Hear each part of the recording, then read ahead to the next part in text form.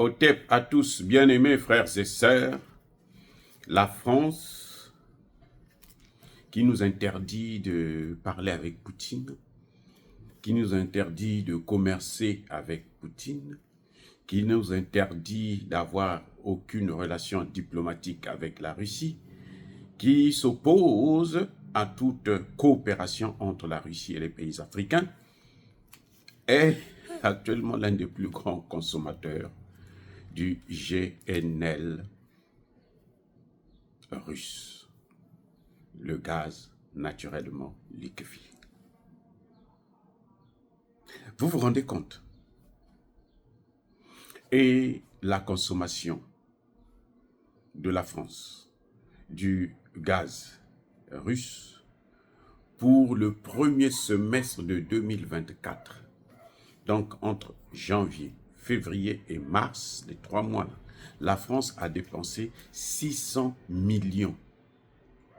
Je répète, 600 millions d'euros.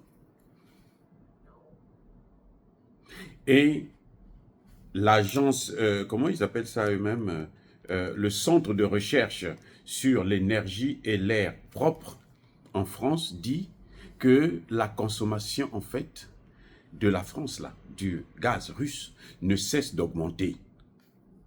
Donc, si ce premier semestre-là, c'était 600 millions, probablement le semestre prochain, là, ça va être au moins 700 millions ou 650 millions.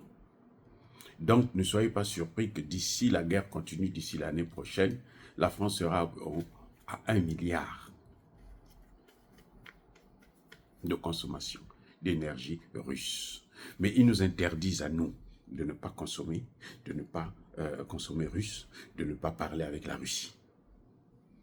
Donc, tout le tralala que Emmanuel Macron fait là, le bruit qu'il fait là, je vais envoyer des soldats, je vais faire ceci. C'est pourri, c'est de la poudre aux yeux. C'est de la comédie. Et d'ailleurs, les quelques mercenaires français qui sont partis en Russie, là, en Ukraine, là, savent ce qui se passe là-bas. Ils sont en train de revenir là, la tête entre les cuisses. Nombreux parmi eux se disent, plus jamais ça. Les gars ont dit, hein, il y a des Français qui ont dit, ce qu'il y a là-bas, là, c'est pas la guerre comme on fait en Afrique, là. D'abord, c'est pas l'Afrique, hein. Encore que l'Afrique à l'époque. Mais de plus en plus, les pays du Sahel sont en train de prendre des positions fermes et dures. Et sont en train de s'équiper militairement. Les choses sont en train de changer. La peur a changé de camp. C'est ça.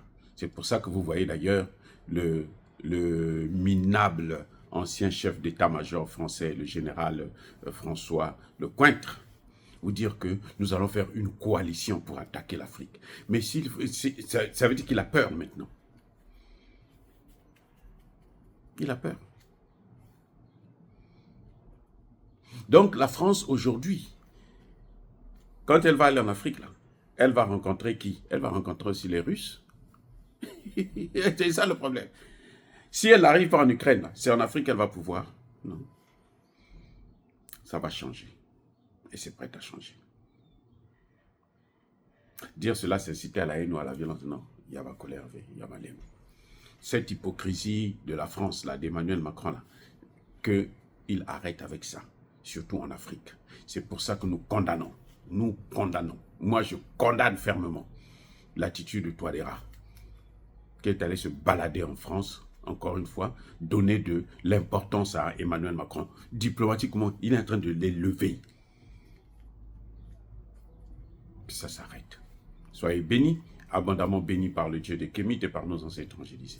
Mais que tous ceux qui persécutent le continent africain, le pillent et le déstabilisent, qu'ils soient noirs, blancs, chinois, arabes, indiens, juifs ou qui qu'ils soient punis, maudits, foudroyés, neutralisés, écrasés, effacés par le Dieu des Kémites et par nos ancêtres évangélisés.